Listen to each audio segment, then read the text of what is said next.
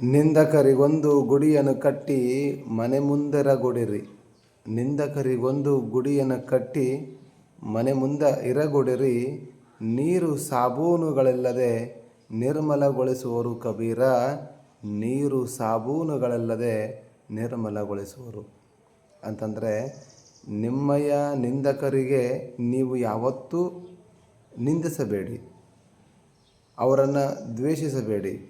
ಅವರನ್ನು ನಿಮ್ಮ ಹತ್ತಿರದಲ್ಲೇ ಇಟ್ಟುಕೊಳ್ಳಿ, ನಿಮ್ಮ ಮನಸ್ಸಿನ ಹತ್ತಿರದಲ್ಲೇ ಇಟ್ಟುಕೊಳ್ಳಿ. ಯಾಕಂದರೆ ನಿಮ್ಮ ತಪ್ಪುಗಳನ್ನು ಎತ್ತಿ ತೋರಿಸಿ ಆ ತಪ್ಪುಗಳನ್ನು ತಿದ್ದಿಕೊಳ್ಳಲಿಕ್ಕೆ, ನಿಮ್ಮ ವ್ಯಕ್ತಿತ್ವ ನಿರ್ಮಾಣಕ್ಕೆ ಅವರು ಸಹಾಯ ಮಾಡುತ್ತಾರೆ. ಯಾಕಂದರೆ ನಮ್ಮ ವ್ಯಕ್ತಿತ್ವ ಪರಿಪೂರ್ಣ ಆಗಬೇಕಪ್ಪ ಅಂತಂದ್ರೆ ನಮ್ಮ ತಪ್ಪುಗಳನ್ನು ತಿದ್ದುಕೊಳ್ಬೇಕಾಗುತ್ತೆ. ಅದಕ್ಕಾಗಿ ಅವರನ್ನು ದ್ವೇಷಿಸಬೇಡಿ ಅಂತ ಕಬೀರರು ಹೇಳ್ತಾರೆ.